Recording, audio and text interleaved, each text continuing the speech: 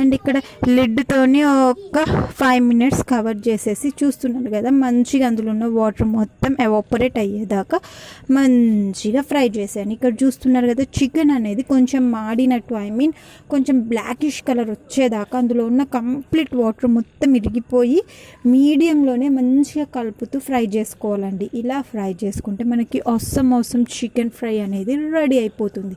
మళ్ళీ చెప్తున్నాను, ఇది dry roast and my husband style అనమాట ఇది.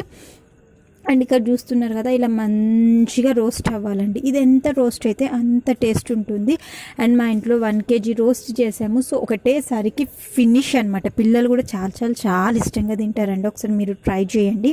అండ్ ఇంక ఈ రోస్ట్లో ఫైనల్గా మీరు ఏం చేస్తారంటే కొత్తిమీర వేసేసుకోండి, ఒకసారి సాల్ట్ చెక్ చేసుకొని సాల్ట్ అడ్జస్ట్ చేసేసుకోండి. అండ్ ఫైనల్గా దించే ముందు ఇందులో కొంచెం నిమ్మరసం పిండేయాలి.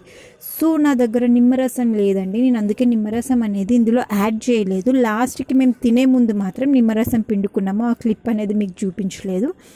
కానీ ఇది మాత్రం నేను అండి, నేను ఫ్రాంక్గా చెప్తున్నాను, రియల్గా ఇది చాలామంది ఉన్నారు అన్నప్పుడు చేసి పెట్టండి, మిమ్మల్ని మెచ్చుకోకుండా ఎవ్వరు ఉండలేరండి.